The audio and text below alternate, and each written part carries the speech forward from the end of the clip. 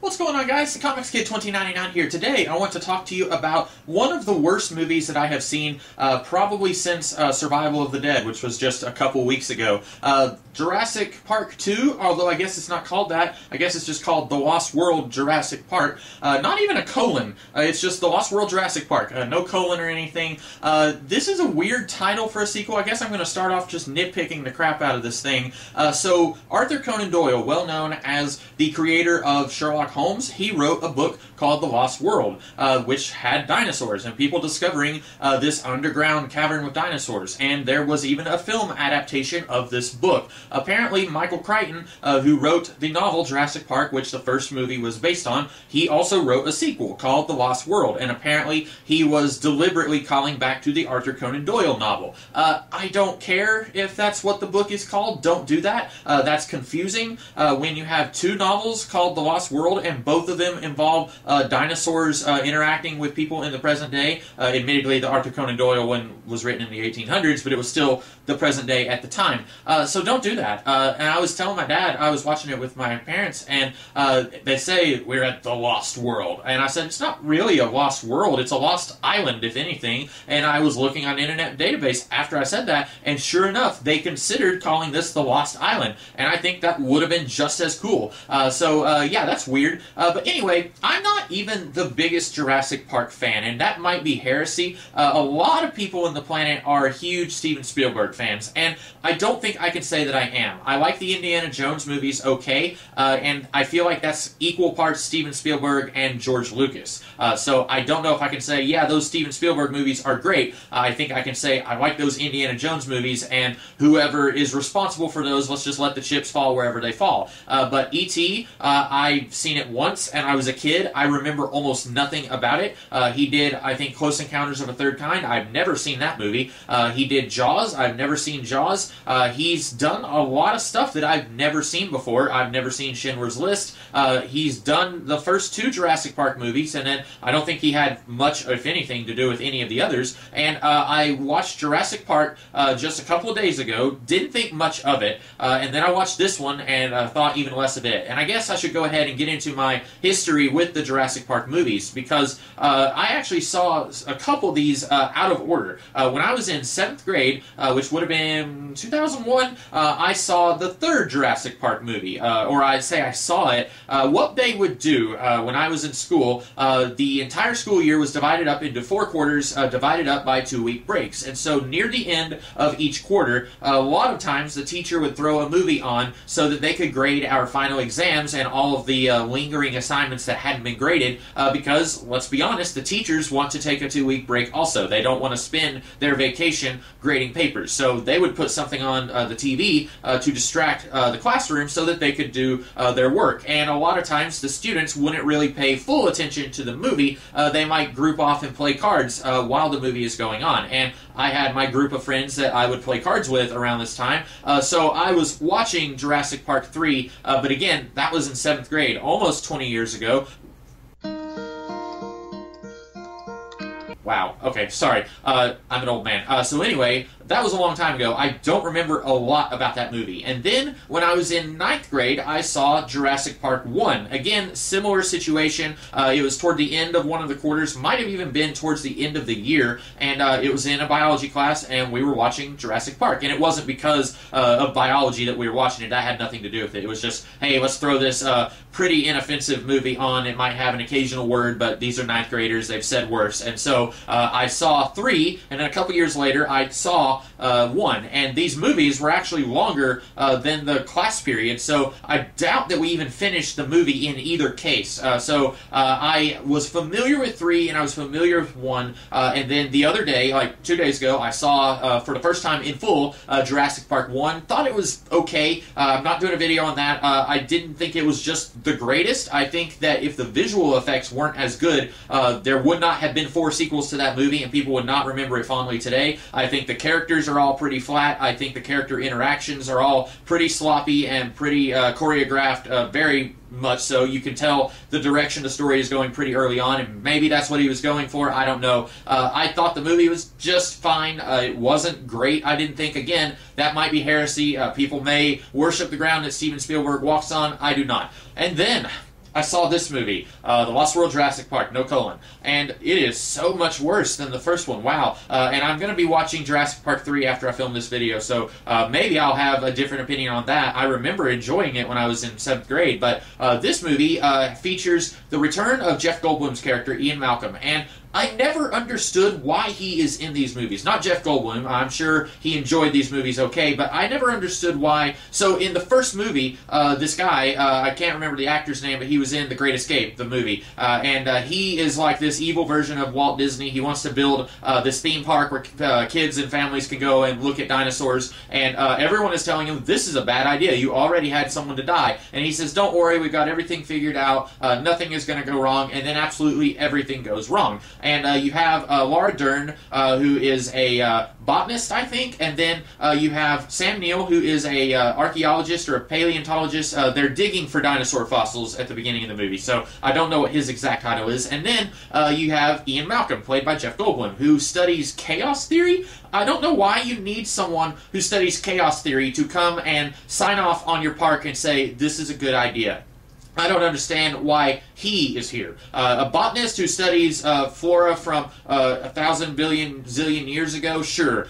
Someone whose job is digging up dinosaurs, yeah, I get that. The lawyer who's here to say either this is too expensive, the investors are not going to go down with it, or this is going to be a liability for people coming to the park, we're not going to go down with it. I get that. That makes sense. I do not understand why this guy who has a doctorate in chaos theory, or whatever he calls it, basically his whole thing is you can put a drop of water on your hand and sometimes it'll go this way and sometimes it'll go that way, and I got a PhD talking about that, and I don't know, that's in the movie, guys, not making that up. Anyway, he's there for some reason, and so in this movie, 4 years later, both in real life and in the movie, he is called back to the evil Walt Disney guy who has now had a change of heart. At the very end of the first movie, the only reason he realizes that bringing dinosaurs back to life is a bad idea is because his grandchildren, who he loves, are put in danger by the dinosaurs. And so at the end, he does not want to build the theme park, but the dinosaurs are still alive. Now, we were told in the first movie that the dinosaurs would all die if they didn't have this amino acid given to them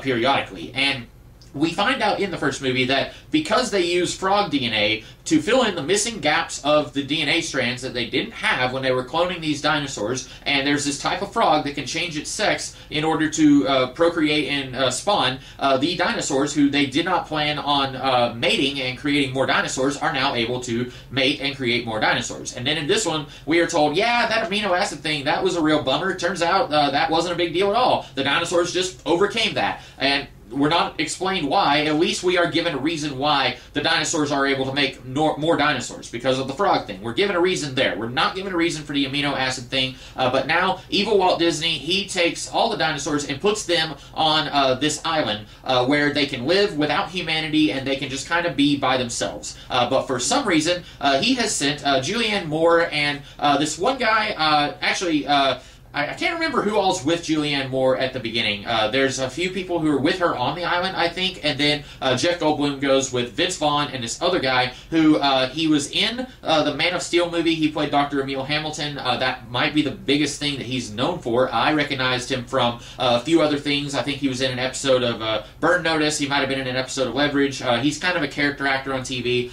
They are sent to basically investigate the island and make sure that everything is okay for the dinosaurs. Obviously, Ian Malcolm does not want to go, but Julianne Moore plays his either his girlfriend or his ex-girlfriend, I think his current girlfriend. And so he's like, well, crap, now I gotta go and get her off the island because it's dangerous. I've got experience doing this. Dinosaurs are really dangerous. And while all this is going on, he meets his daughter, who's like 12 or 13, at the airport where he's about to go to this island. And he tells her, hey, I know it's my weekend to watch you because I think he's been divorced at least once. He says he has 3 kids in the first movie, and he tells Sam Neill, I'm always looking for the next future ex-wife or something to that effect. So I'm assuming he's been divorced more than once. But he tells her, I know it's my weekend to watch you. I can't. I've got something really important to do.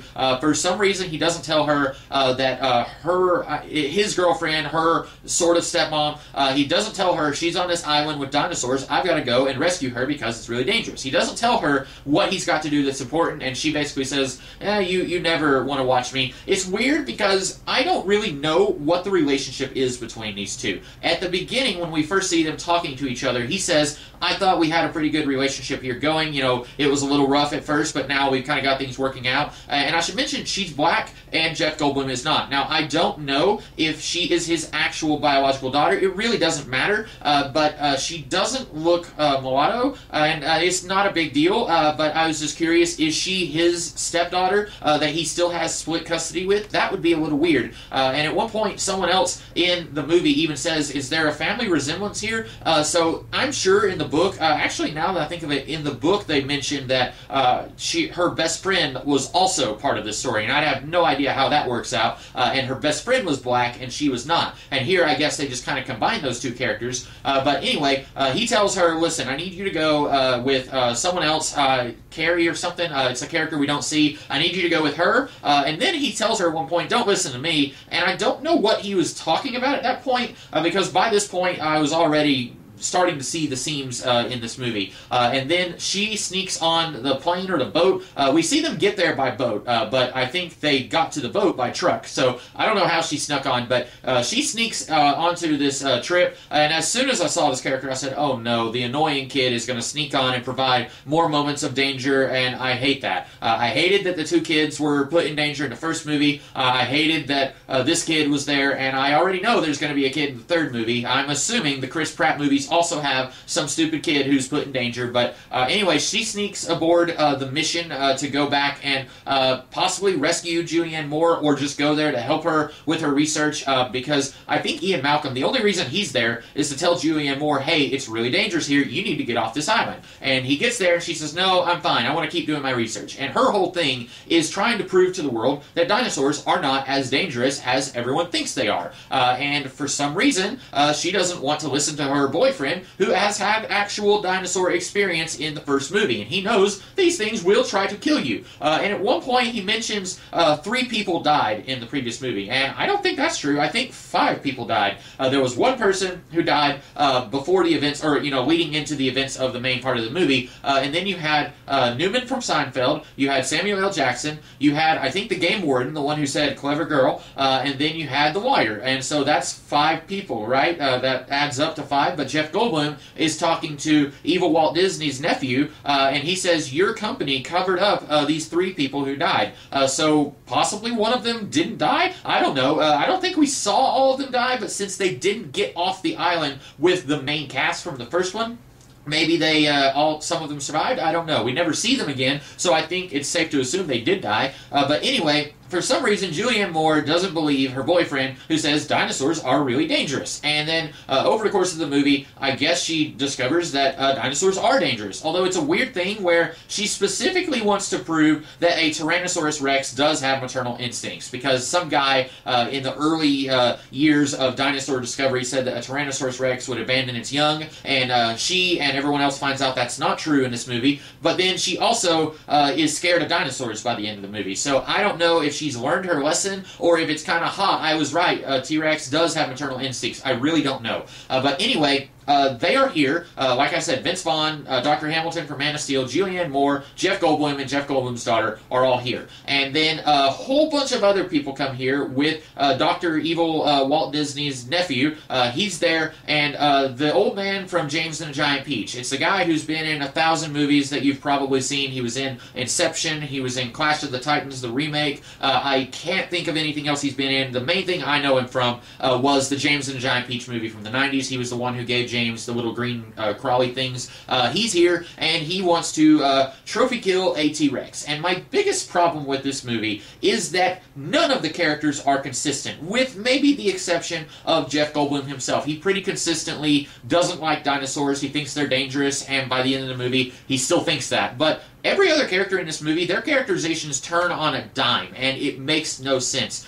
Vince Vaughn, when we first meet him, he says that he's there for money. He's here to get paid. That's what he's here for. And then, at one point, after all these people get here to hunt some dinosaurs and bring them back to the mainland for some reason, while they're here, he tells the rest of his group, he says, well, evil Walt Disney told me that this might happen, that these guys might be here, and we have a backup plan. Me. and then he explodes some of the equipment of this other crew, and this riles up some of the dinosaurs. Vince Vaughn is either directly or indirectly responsible for most of the characters who die in this movie. Roughly, the first 2/3 of this movie takes place on the island, and then he's responsible for almost everyone who dies on the island. There's a few people who aren't part of that, but he is indirectly responsible for a lot of people dying. Because after he does that, after he tries to blow up these people who we're meant to think that they're not good guys, but legally, they're not doing anything wrong. They are here to capture dinosaurs that their company created. And everyone else, Jeff Goldblum, his daughter, Dr. Hamilton, and Julianne Moore, they're all like, we don't like them because they're not main characters. And I'm thinking, yeah, you don't like them, but they're not doing anything illegal. And then Vince Vaughn starts blowing their stuff up, and then while all this chaos is going on, at one point, Vince Vaughn finds a little baby T-Rex with a broken leg. So he picks it up, and he brings it to Julianne Moore. You would think Julianne Moore would be the one person who would say, oh, it's a baby dinosaur, let's help it, let's give it medical attention. Because earlier in the movie, she petted a baby Stegosaurus Rex. And then she sees the baby T-Rex, and she's like, what are you doing? Don't you know what you have in your arms? And he says, yeah, it's got a broken leg, let's help it. So they get in the little RV, and they're trying to set the leg, and then the daughter, she's suddenly scared all of a sudden. She sees the dinosaur, and it's there for a few minutes, and suddenly she says, I don't want to be in here. So she goes up in this like little treehouse thing with Dr. Hamilton and Jeff Goldblum. And then for some reason, Jeff Goldblum gets back down, I think because he was trying to contact the mainland so they could come to pick them up. And then giant Mama T-Rex comes because her baby has been taken. And this is where I guess Julianne Moore realizes that maybe I shouldn't be getting around these dinosaurs. They're terrifying. And Dr. Hamilton dies at this point. The RV gets pulled off a cliff. Miraculously, Jeff Goldblum and Julianne Moore do not die.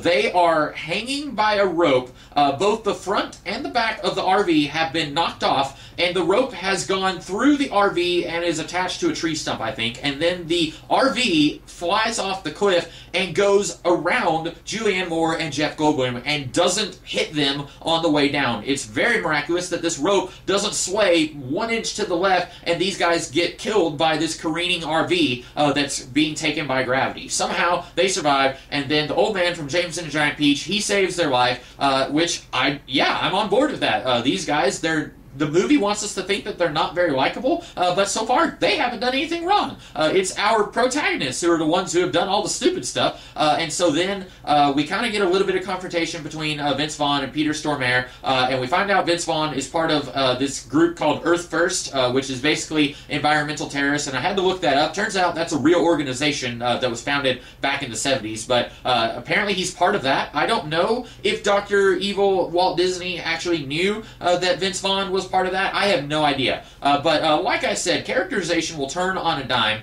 because Vince Vaughn starts off as, I only care about the money, and then he cares about this baby T-Rex that he sees, and then Julianne Moore, who at first thinks that dinosaurs aren't a danger and they're okay to be around, and has not gone through anything to change her mind yet, then she says, we can't touch that thing, it's a T-Rex, they're dangerous, even though she wants to prove that T-Rexes are actually loving, caring creatures. And then after the T-Rex nearly kills them, I guess at that point, she has a reason to think that. But then I'm trying to think what happens next. Basically, they are able to get off the island. Peter Stormare gets eaten by a bunch of little baby dinosaur things that we are told they're not dangerous, but then they are. And then they make it back to the mainland, and then the rest of the movie is basically King Kong. They bring a giant T-Rex with them. Immediately, it escapes because we don't have much more movie left at this point. And apparently, Steven Spielberg was going to save the T-Rex escaping in San Francisco and running around causing chaos for a later movie, but he also apparently did not enjoy working on this movie, so I guess he realized he was not going to be involved with any other sequels, so he went ahead and used the T-Rex in San Francisco. And I think this movie would have been better if it was all set on the island. I think trying to half-butt the King Kong story with a dinosaur in the present day did not work at all. Because the dinosaur is brought in by boat, and it immediately escapes, and then Julianne Moore says it's going to seek out a water source. Bear in mind, this dinosaur came in by boat. Now, I understand you're probably not going to want to drink salt water, but there's your water source. I don't know if the dinosaur can smell it, because she said it has some of the best olfactory senses ever.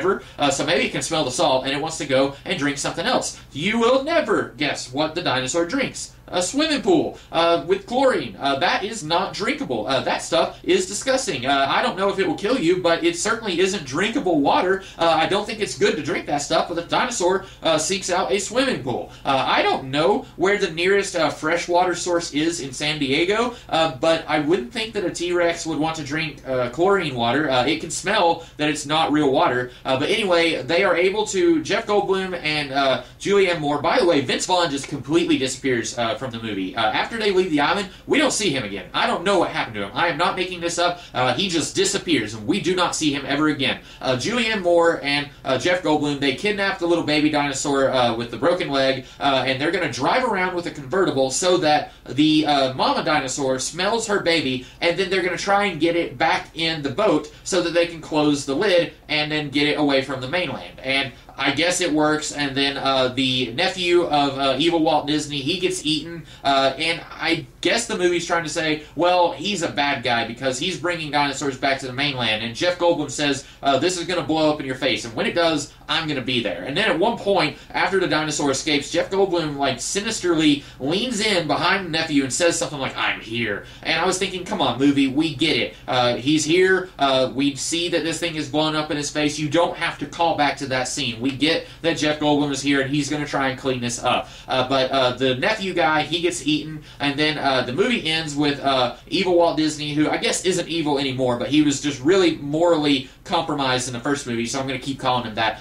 He is now talking about how, like, well, it would be great if the dinosaurs could just live away from humanity and be on their own, and I'm sorry, that's not a viable option. These things are going to kill humanity, and if you put them on an island, they're going to find a way to get off. Humans are either going to come to the island. You have at the very beginning of the movie this yacht that lands near the island, and these people didn't know that there were dinosaurs on the island. If you're going to do this, you need to tell the entire world, these islands over here, there's 5 of them. Apparently they're called the 5 Deaths.